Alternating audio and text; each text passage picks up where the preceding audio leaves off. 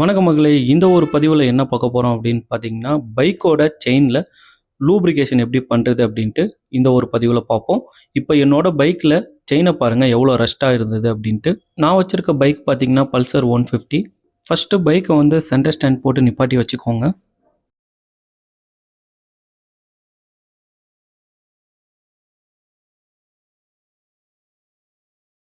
பைக்கை ஸ்டார்ட் பண்ணி first கியரை enable பண்ணிடுங்க.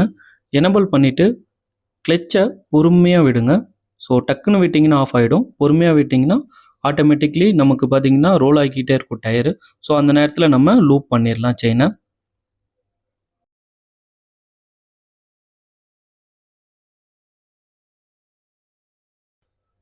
லூப்ரிகேஷன் பண்ணும்போது எல்லாமே பார்த்திங்கன்னா காமனாக ஒரு தப்பு பண்ணுறாங்க.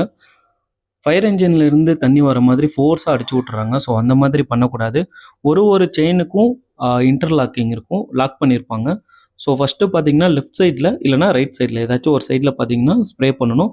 அதுவும் பார்த்தீங்கன்னா ஃபோர்ஸாக பண்ணக்கூடாது. லைட்டாக நீங்கள் ப்ரெஸ் பண்ணாலே போதும், உங்களுக்கு சின்ன சின்ன நுரையாக வரும். ஸோ அந்த இது பார்த்தீங்கன்னா லூப் ஆகும் உங்களுக்கு ஆட்டோமேட்டிக்லி. ஸோ இந்த மாதிரி தான் வந்து பண்ணணும். ஃபஸ்ட்டு 2 சைடு வந்து ஃபுல்லாக லூப் பண்ணிவிட்டு அதுக்கப்புறம் தான் நீங்கள் வந்து சென்டருக்கே வரணும். செயின் லூப் பண்ண போகிறீங்கன்னா டைரெக்டாக எடுத்த உடனே ஸ்ப்ரே பண்ண வேணாம். ஸோ இந்த மாதிரிலாம் ஃபார்மேட் ஃபாலோ பண்ணி செயின் லூப் பண்ணிக்கோங்க. ஸோ அப்படின்னா தான் செயின் லூப் வந்து ப்ராப்பராக அதில் அப்ளை ஆகும். லூப்ரிகேஷன் எந்த மாதிரி பண்ணுறேன் அப்படின்ட்டு தெளிவாக பார்த்துக்கோங்க.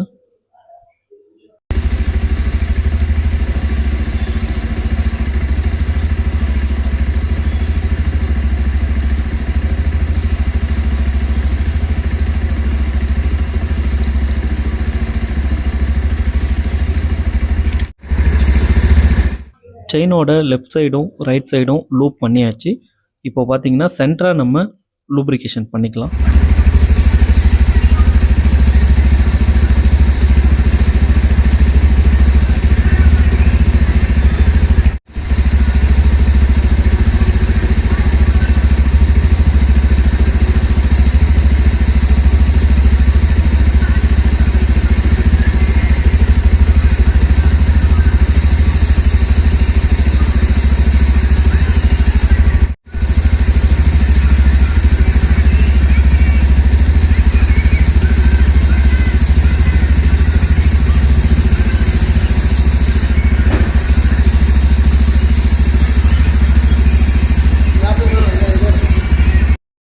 லூப்ரிகேஷன் பண்ணதுக்கப்புறம் பாருங்கள் எவ்வளோ ரஸ்ட்டு வந்திருக்கு அப்படின்ட்டு.